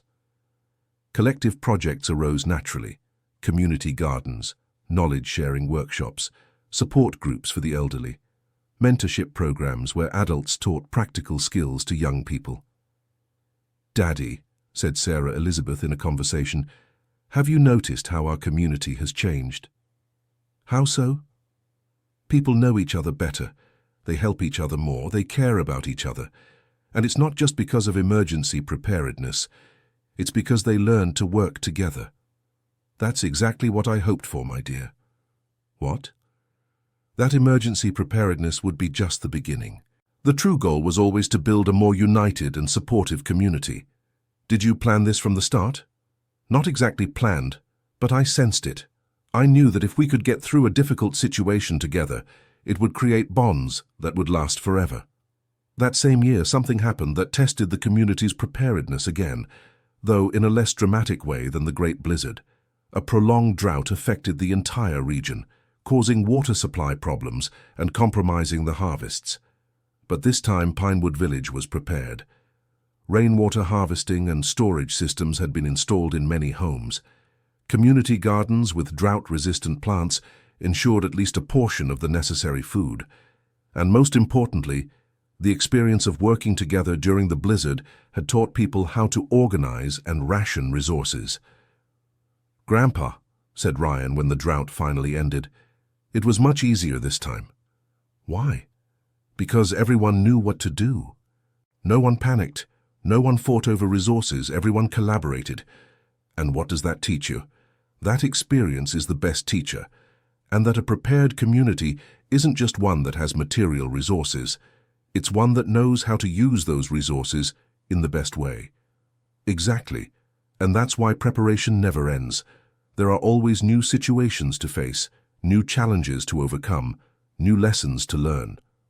At 69 years old, Thomas Henderson had become much more than he had imagined when he started building a cabin in the mountains.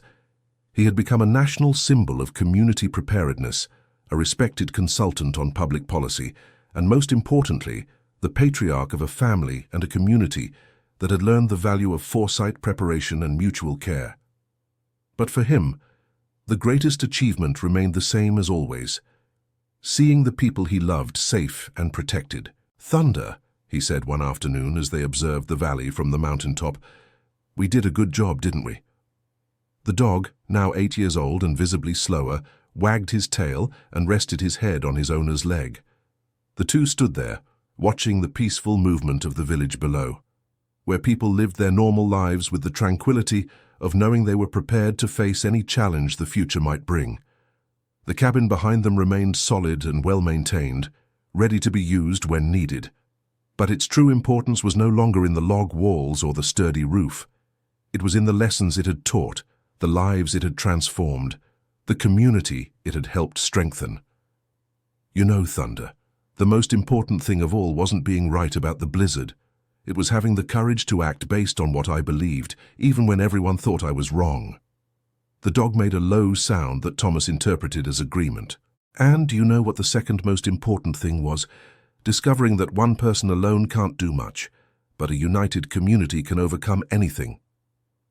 When they descended the mountain that afternoon, Thomas knew his story had reached a satisfying conclusion. Not because everything was perfect, but because he had accomplished what he set out to do: protect the people he loved and teach his community to protect themselves.